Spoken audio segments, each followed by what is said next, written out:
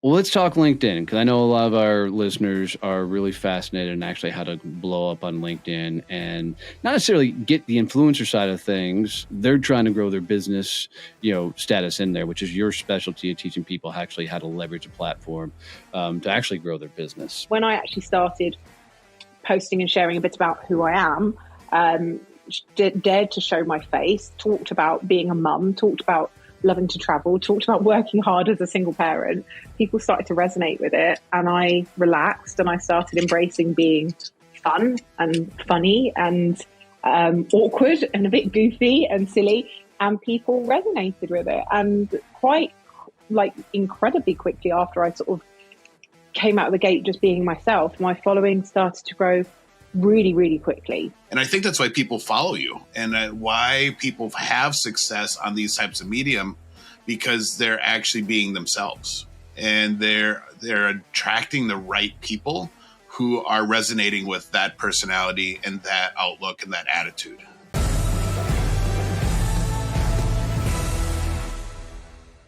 Y'all remember the day when Clubhouse was actually like a thing and people actually got on there? It was about that time that I freaking ran into this crazy ass lady that I have grown to love. I love watching her shit unfold. She blew up on freaking LinkedIn and has just done some amazing things.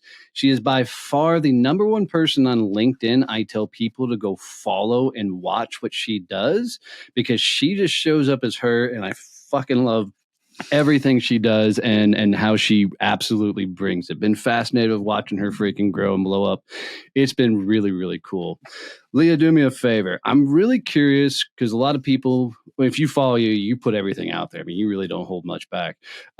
For you, since you have blown up so big on LinkedIn and doing so many amazing, awesome stuff, what does being a celebrity feel like? Oh my God, Donnie, I'm not a celebrity. Jesus Christ. I could not resist. You shafted me before we've even started.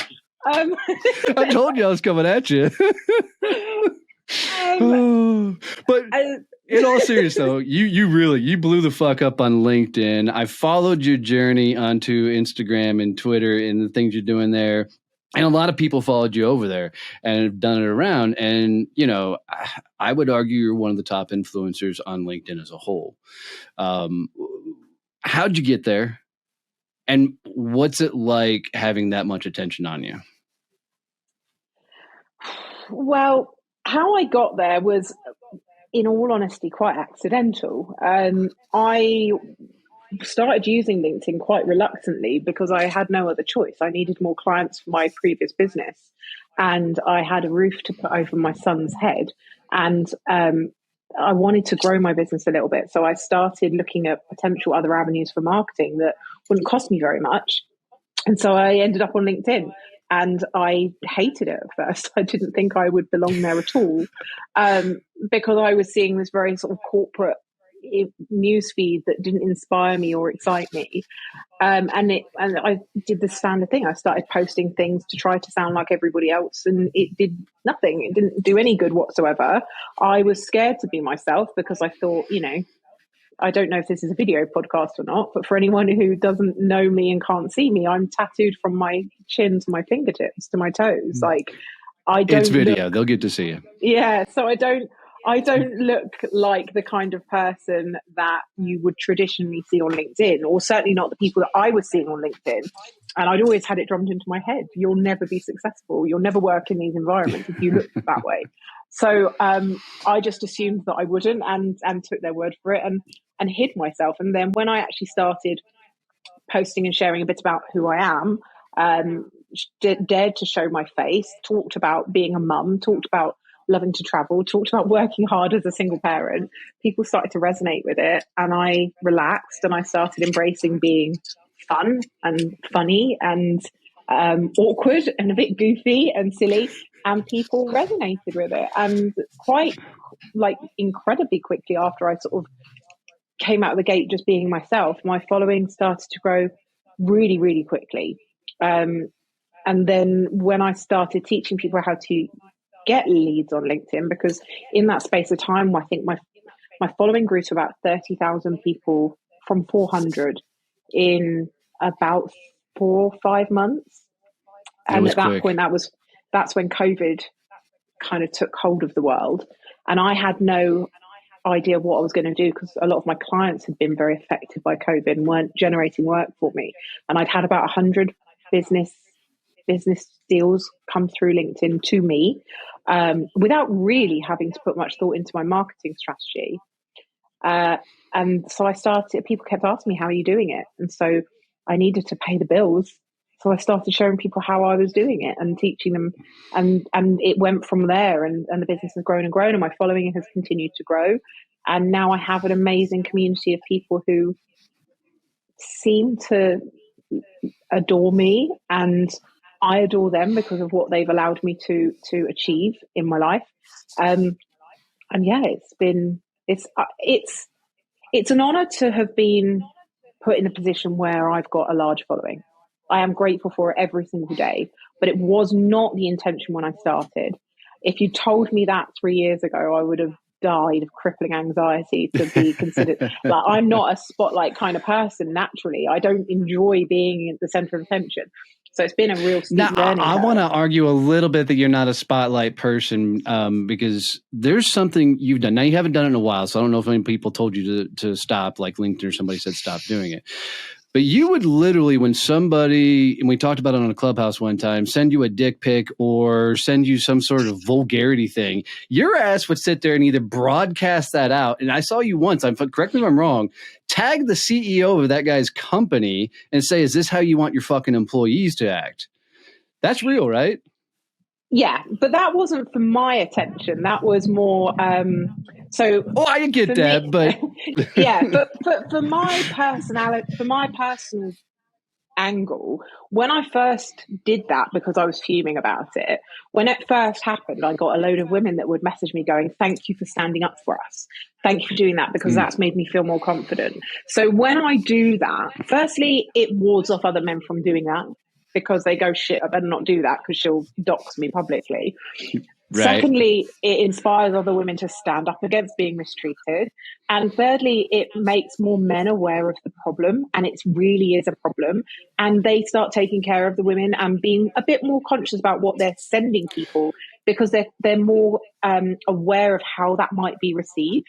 So I think it does get a lot of spotlight on me, but that's not the intention. The intention is... I know. I was going to bring it up no matter what. Yeah. Because I fucking love it. Because any guy that's a moronic enough... just any guy moronic enough to think that I mean, obviously it works for some dudes or they wouldn't keep doing it, but I mean, come on, be a grown ass fucking adult. I don't think it does work. I don't know. I think it, Jesus. But I don't do it so much on LinkedIn now. But what I do have on my mailing list, I send out a weekly email, and we have a feature called Cringe Box, and it goes in there. We I don't know who coined the phrase pitch slap, but Kevin and I, every Monday, we read off a pitch slap as part of a Monday live show we do in our private community, and we read all these really bad freaking. I got the worst one yesterday, and literally when it came in, I was on a call with Donnie. He's like, I have to read this to you. It was from this guy. It was through a group message, a sales group message on LinkedIn, and he obviously didn't do any research about where I live, but his message was, Kevin, just saw you are in Isanti, ? I'll be traveling next month for business, and I'm meeting some of my clients from Minnesota there. So sorry if this is random, but do you know a great steakhouse in the area? Ideally in Isanti or just outside. I'm like, my town is like 100 people where I live. There's have no a McDonald's. Steakhouses. There are like steakhouses, but they're out in the middle of the country. And when I looked at his profile, he is, and he's like, why is this guy keep doing my? Yeah, no, he's an executive health consultant, health and performance advisor to top executives, athletes, and entrepreneurs from England. Like that's using what's your favorite steakhouse as a reach out to try and get that first connection so you'll respond so they can pitch you their shit. Yeah. In a town that has a McDonald's and a couple gas stations and a really cool coffee shop. Like, what the hell are you thinking? Poor research. I actually got a pitch slap once that was so bad from someone that I reverse pitched them and said, your outreach is so bad, maybe you should consider inbound. And he booked me. So that worked quite well in my favor. I don't tend to bother, though. I do tend to just delete them and block them because I tried a couple times, and then you realize that they're doing such a volume game with that crap that you're not going to get through most times. So I quit trying to help them. I just don't have patience anymore. Life's too short. For sure. So let's talk LinkedIn, because I know a lot of our listeners are really fascinated in actually how to blow up on LinkedIn and not necessarily get the influencer side of things. They're trying to grow their business, status in there, which is your specialty of teaching people actually how to leverage a platform to actually grow their business. So take people, dude, LinkedIn for years was just nothing but a resume platform. You went out there, you had your resume holder. It's now become a full-on social platform, which I fucking love. That got me off of freaking Facebook, which I hated. So what's the game plan roadmap for somebody if they're really trying to do business development on LinkedIn? How do they start, and then where do we go? The first thing is you need to get a good profile, because everything that you do on LinkedIn, every comment that you leave, every connection request that you send or accept, the first place people go if they're curious about you is your profile. So there's so many features that people can use on their LinkedIn profile that aren't available on Facebook, that aren't there on Instagram, that you can't have on Twitter. So you can really turn that into a mini website for what you do. Make sure that your social proof is prominent. Make sure that your lead magnet is prominent. Make sure that you're using the link in the top, that your headline actually says what you do, not just the company that you work for or your job position, because the headline is the thing that's seen every single time someone comments. So that's the design of that, is to get people over to your profile, not solicitor at J&J Sons & Co. What kind of solicitor? If I need a divorce lawyer, you need to say that you're a divorce lawyer, because then I'm going to be going, oh, actually, I'm in the market for a divorce lawyer. Let me go and find out. So those things, are that profile, getting it right, really making full use of it is really, really valuable before you start doing anything else. Because when you connect with someone new, they will go and check out your profile more often than not. And if your profile lets them down, they're never coming back, and they might not even choose to connect with you. So the profiles, it all starts there. After that, it's about creating content and creating a relevant network. A lot of people will just put in a job title and then connect with everybody that has that job title. But 60% of people that have a LinkedIn profile aren't actively using the platform. So why are you connecting with just anyone? You need to make sure that they're actually actively using the platform before you reach out. So have they got any recent activity? Are they commenting on posts? Are they liking posts? Can you see any activity whatsoever? Are they creating content? There's a lot of people that will just lurk, but you can't really go after those people as connections, because the chances are they're never going to see your content. You don't know that they're there. Right. So those are two of the really, really crucial things: making sure your network are active, and then making sure that your profile is impressive. Profanity on LinkedIn, yes or no? Not if you're me, because I have a group of haters that will immediately report my posts if I use profanity. So you can. You've really been reported? Oh yeah. I have my account. Fuck, I've never been reported for like a few hours. Well, I remember when you did. Donnie feels left out now. Right? Really? It generally it flies under the radar. It does generally fly under the radar, but if a number of people report your post, it will be flagged and removed. So for me, obviously with my business relying on LinkedIn predominantly, I don't want to. So I find creative ways of navigating it. So I'm fully supportive of profanity. Like, if it's who you are, bring yourself to it. But I prefer to have a boundary of don't swear at people. Swear to emphasize something, swear to express yourself, but try to avoid swearing at people, because then it becomes like bullying and harassment. Yep. Yeah. Right. So you've got this nature to you of picking a fight, and it's the right fights for the right reasons, whether it's Oh, I do. I totally do. You go from the dick pic pictures to the rainbow in your name, which was one of the most coolest things ever. And I guarantee our listeners haven't heard the story. Tell them about the rainbow. That was Dude, that was so picking a fight. That was the finger to LinkedIn, in my opinion. I loved it. Tell them the story really quick about how you got the rainbow permanently in your name.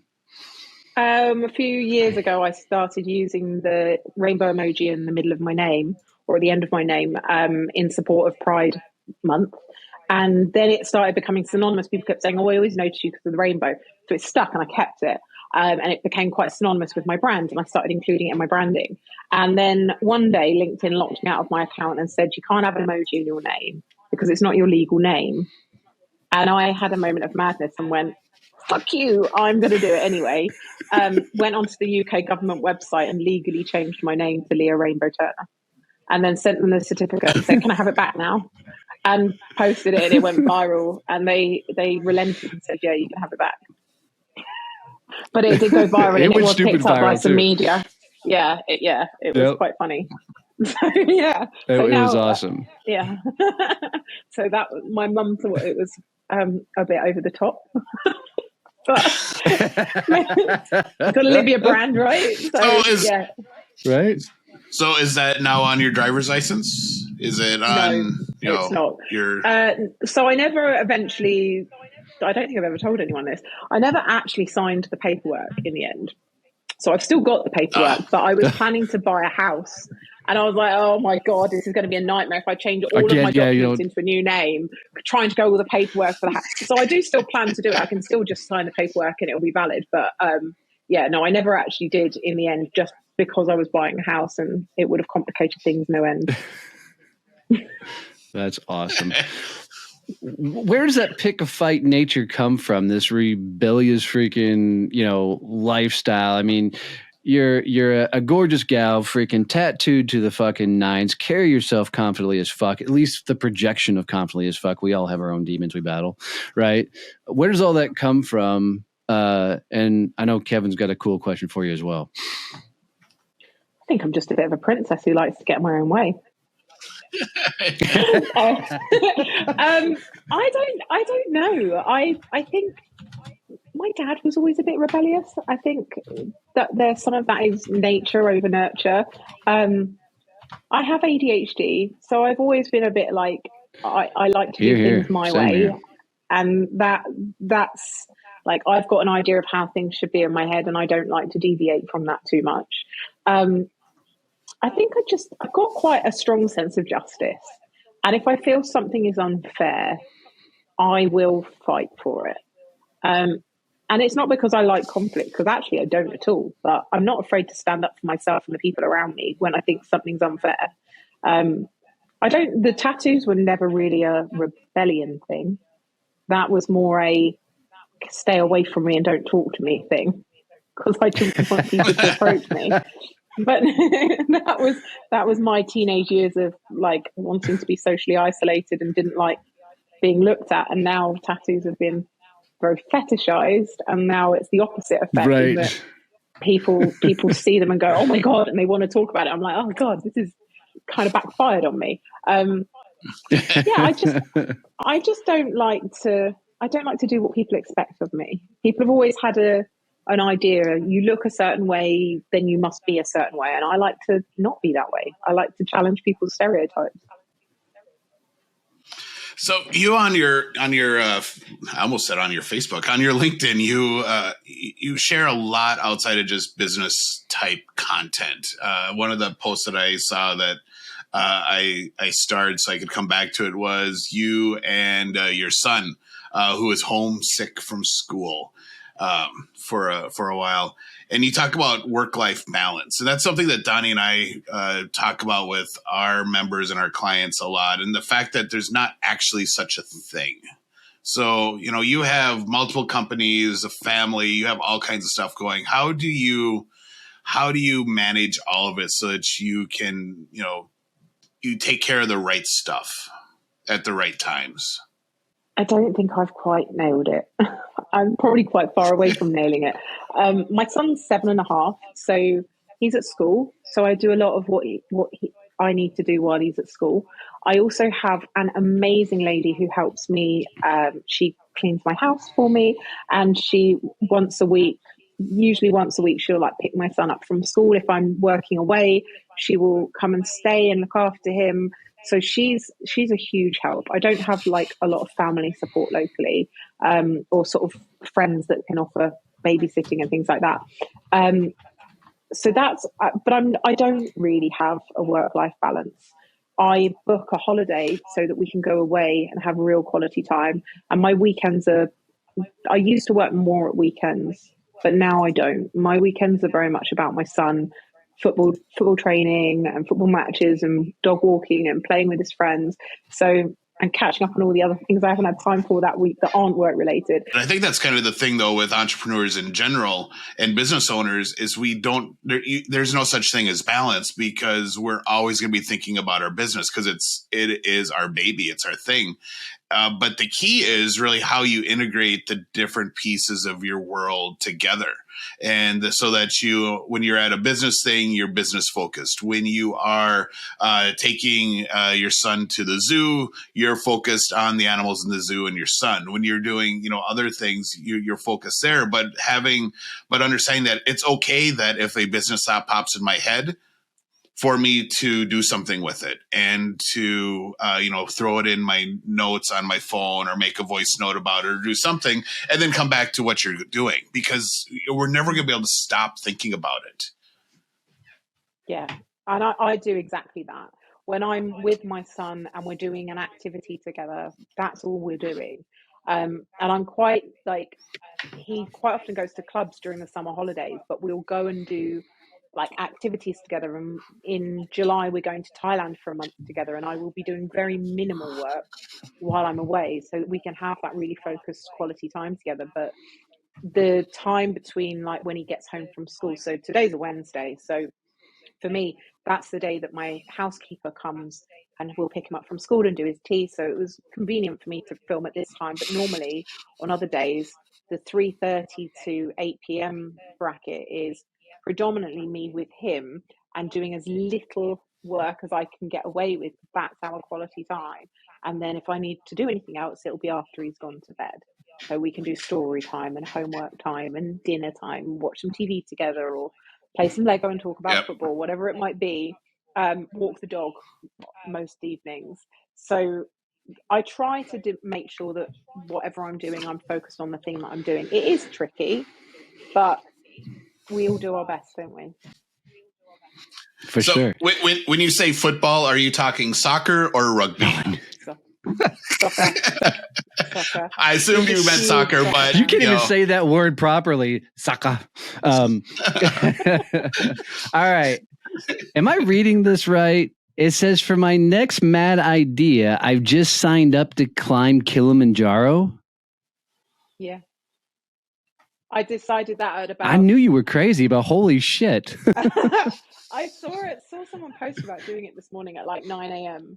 and by 10 a.m. I'd booked it. And by 3 p.m. Why? I was regretting what's my the life desire? choices. Right, I'm sure. What do you hope to gain from climbing Kilimanjaro? More mental resilience and a lot of money for the charity I'm an ambassador for. Fair enough. I just saw that and I could not let that go because I have no desire. Right.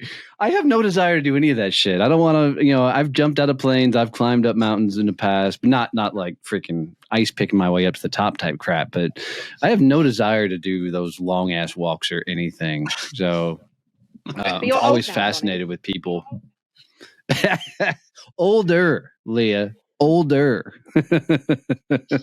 I still want to do the jumping out of a plane thing because I have not done that yet. So that's still a list item for me. Yeah. So you just have a dynamic way of putting yourself out there. And with your comment, sometimes you're almost Khaleesi looking look from Game of Thrones when your hair went white, really white for a little while. And the likes. Is this more about putting your personal brand out there, or is this how you want the world to see you? In what respect? The Well, climbing the mountain. you know, for no. I mean, I'm just you in general. So for me, growing up, I didn't think anybody would do business with a guy in a t-shirt and ball cap, country dude that cussed like a freaking sailor, right? I didn't think people would ever do business with a guy like that. And once I started fucking leaning into that, the world said, "Hey, where the fuck you been?" And they started leaning more and more into that. So I've told people, the person in home life and business life have got to become one person and come together. And I'm just curious if that's the same thought process for you and why you show up the way you do now, or is that just a natural state of who the fuck you are? It's just my natural state. I think at first on LinkedIn, I was shy of showing the way I look because I thought people would either not take me seriously at all, or it would be the opposite, where I'd get too much attention for the way I look rather than who I am as a businesswoman. Um, so I didn't want to show up, but now I have the confidence in my ability and the respect that I have in my area of expertise. So I'll show up however the fuck I want. Like, people aren't hiring me because I've got tattoos now. They're hiring me because they know I'm good at what I say I'm good at. And I've got the receipts to prove it. I've got hundreds and hundreds of positive reviews. I've got thousands of clients shouting about how much I've helped them. So I don't feel like I need to downplay my appearance or the fact that I'm a woman or the fact that I'm a mother. I'm like, I'm just going to show up exactly as I am because I can, because I'm good at my shit and that I can help you. So I don't have to hide anything or be shy about it because it's all been part of the success that I've got. But I used to feel like I would get dismissed as, oh, she's only popular because she's pretty, or she's only popular because of her tattoos. And now I don't feel that way because I'm like, if you are saying that, you don't know me, because I've got the receipts to prove why I am as good as I say I am, or as other people say I am. So you can dismiss it as based on my appearance or tattoos as much as you want, because the people paying my bills know the truth.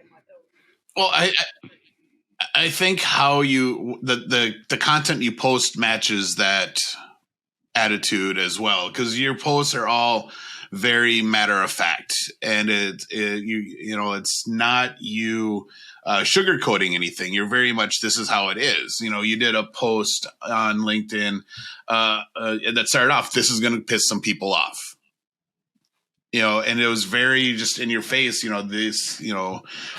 that content, and you don't, because that's who you are. I don't think you, in your real life, you sugarcoat when you're talking to people in general. And I think that's what makes the people I follow are authentic. As when I meet them in real life, they act like they did on their social media. And I think that's why people follow you, and why people have success on these types of medium, because they're actually being themselves, and they're attracting the right people who are resonating with that personality and that outlook and that attitude. Yeah, I would agree. I think by me being myself, it makes other people feel more confident in being themselves.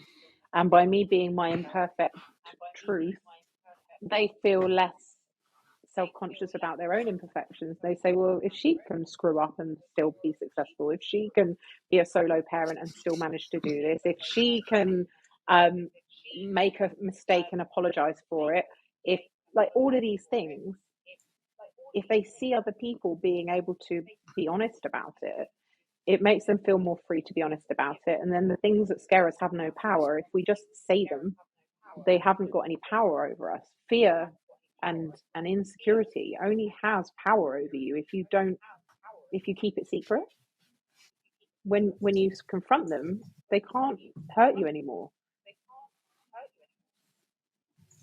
Yeah, but it takes a lot of skill and strength to be able to confront them. Your average person isn't, one, willing to put themselves out there like that.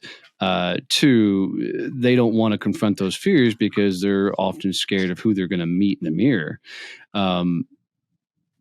So, I mean, for me, I can tell you when I finally met the dude in the mirror, I didn't like the motherfucker looking back at me because the life I'd lived up to that point, and how I showed up in the world and how I, came to be from sales guy background, the whole 9 yards. I had to start doing a lot of work on actually liking the guy looking back at me.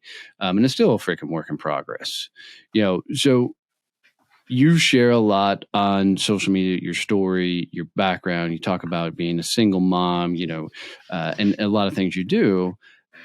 People think that people like us that are willing to share a lot of our story are pretty much an open book. And it's not actually true because there's a lot of shit we keep behind the scenes that people are never going to hear about.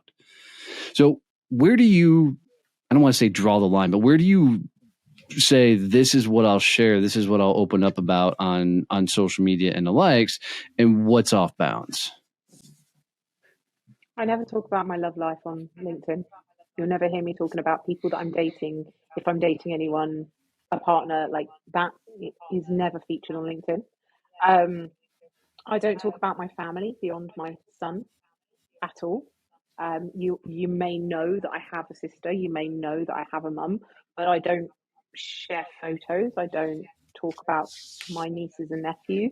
I like that's for me out of bounds. I don't really feature my friends because they didn't choose to have photos online or be known alongside me. That's their choice.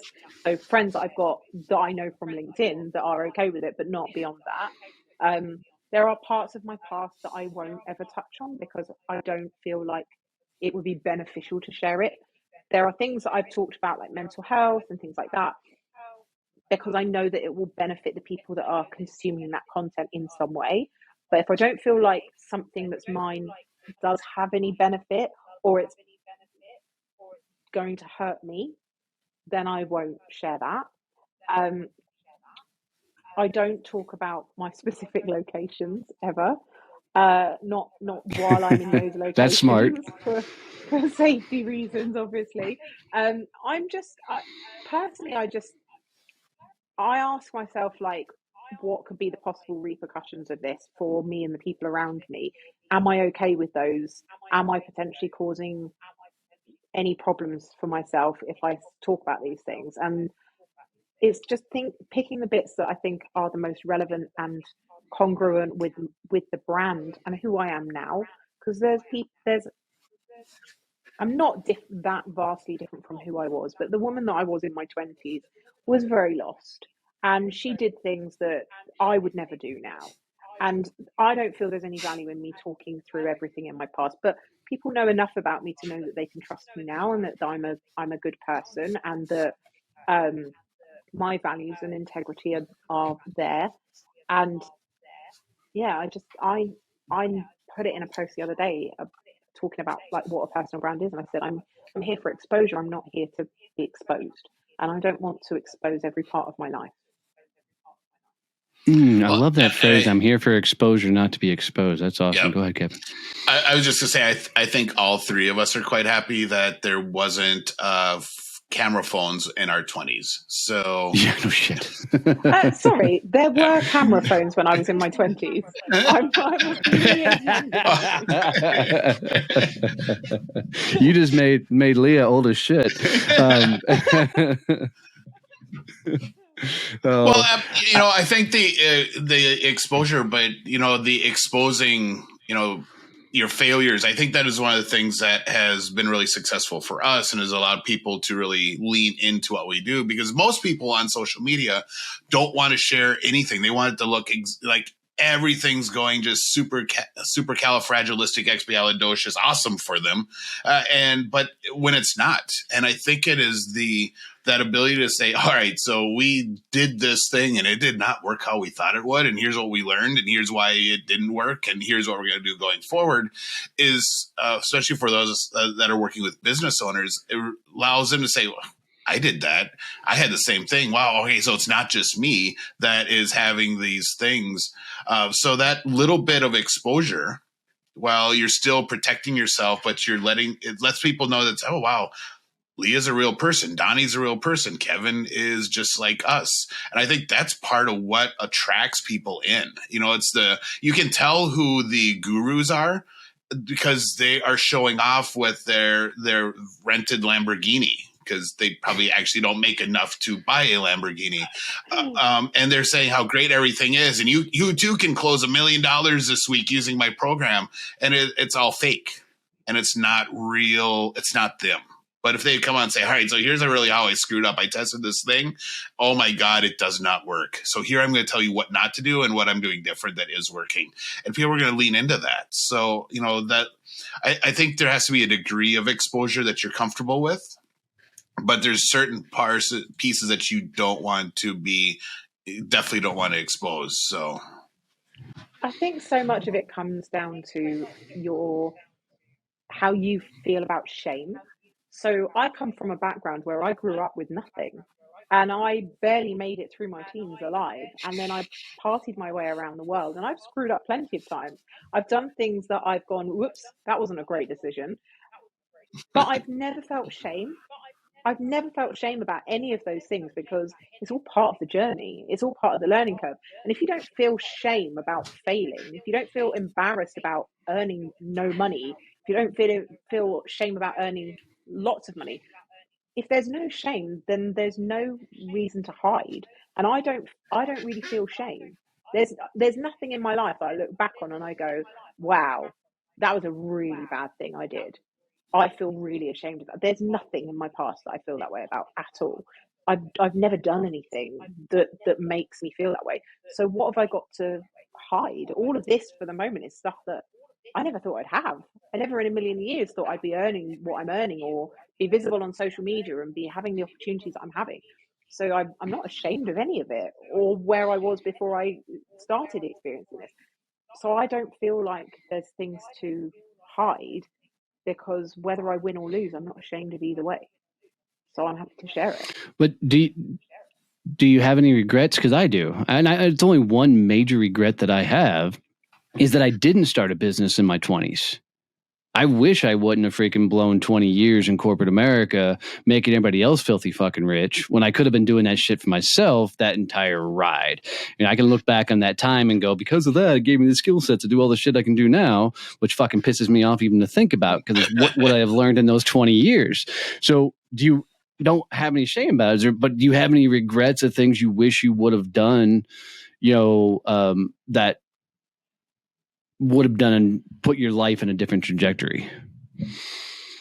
I think if there's one thing, and I wouldn't say it's a regret, but I went to a state school and the idea of starting my own business was just not there. It was you finish, you get your exams, you go to college, you go to uni, you get a degree, you get a job, you do the job for somebody else till you die. That was it. That was the track I was on. And I went, this is shit. I don't want to do any of this. So I dropped out of school at 16 because I had no idea that starting a business of my own was even a thing. And I accidentally fell into it when I started a side hustle at 26 to start earning some extra money, and then quite enjoyed it, went full time, didn't really earn much. And the thing that I never knew was the creativity that I had and the way that my brain works and the mad ideas that I was always having actually lent myself very well to marketing because I'm incredibly good with people. I can be very charismatic and charming when I need to be. I'm incredibly creative and I definitely think outside of the box most of the time. And so I wish I'd known that was those were monetizable skills rather than you're just a bit quirky and weird, which is how I was always made to feel, how I felt about myself.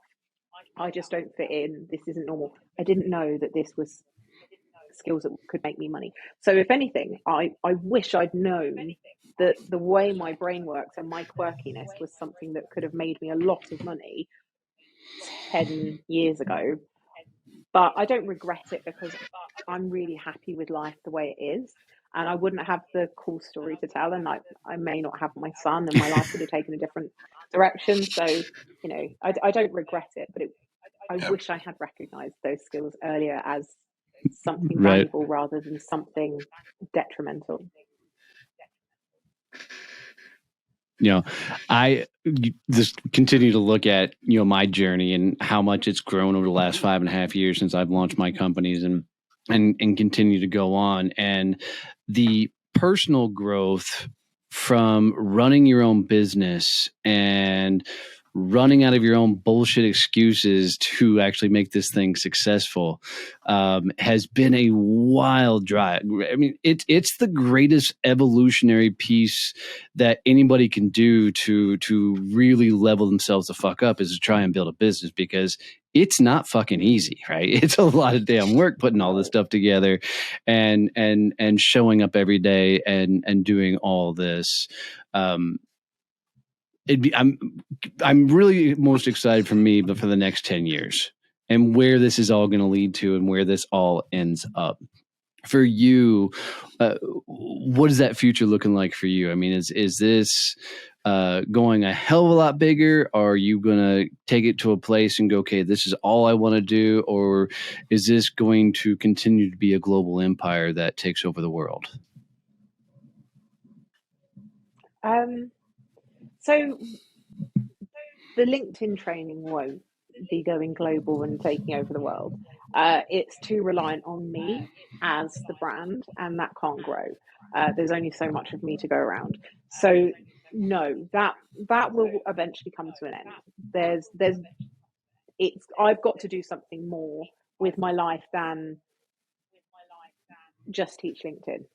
Like, I enjoy it and I still enjoy it. And while I'm enjoying it, I'll continue to do it. When I stop enjoying it will be the time that I leave it be and leave it to other people. I've got a few things that are going on in the background that will be things that aren't just me, or aren't just me as the face of it. Companies that will grow in value, and I have no doubt they'll be successful, because I wouldn't even have the idea if I didn't know I can make it successful. But I have to grow something that will ultimately have value beyond just me, because I would like to be able to grow something that I can eventually have somebody else run or sell and exit, and be able to then follow my heart a bit more towards the charity work that I do. I would like to be able to free up a lot more of my time to be far more dedicated to the charity work that I do, but I need to build something sustainable and profitable in order to do that, and something that doesn't rely on me being present all the time. So I was diagnosed with ADHD last year, and it's one of my most viral posts on LinkedIn is when I told LinkedIn that, I had ADHD. I'm blown away by how many people fucking showed up on that post. And then the subsequent, DMs that came through. How did you get diagnosed? Where'd you go? And the questions. And I loved answering the questions. I only bring that up because I'm curious, how many business ideas come to you on a regular basis? Like, how many different kind of companies and services and projects are you constantly churn in your head? Because I drive Kevin bonkers when I constantly go, ooh, we should do this. We should try this. We should create this. At least one a day. At least. It's constant. And, I'm incredibly impulsive, but I've also learned that I need to draw my focus back to the things. So I've got things that I need to get done that I haven't got finished yet, because other things have taken priority. So I'm forcing myself to finish one and get it out there before I create another. But my dream is at some point to have the kind of team that I go, right, had this idea, make it happen, please. Come to me when it's done, and I'll give it a final review. That would be where I would be the most valuable. And it's something that a few companies have recognized, and I'm in discussions with about potential consultancy roles, because they've recognized my natural ability to see a problem, find a fix for it, and they go, okay, we could use that. She's really valuable. We want to chat. So I think there's definitely a future in consultancy for me when it comes to my creativity, which again, I had no idea you could get paid to have ideas. I was like, whoa, this is great. That'd been great as a kid, right? Yeah. I know, because I'm they fall out of my head all the time. Right? One of the things that we're working on as well is to get the company so unfocused on our personal brand and more on Success Champions as a brand. And we found that the more that we continue to push that direction, we're able to still be out doing the things that we enjoy doing, like getting on stages, podcasts, and the likes. And people are buying more into the overall services that we offer, and that's really freed up a lot of our time in doing that. And it's been nice, and we're constantly exploring more and more ways to do it. But we have the same dream as you of just having the magic wand team going, okay, go make that happen, go create that. Okay, you now go grab that ball and run with it, type of thing. So when you get to top of Kilimanjaro, will you sign my name up there so it looks like I climbed it once upon a time? if you sponsor me, yeah.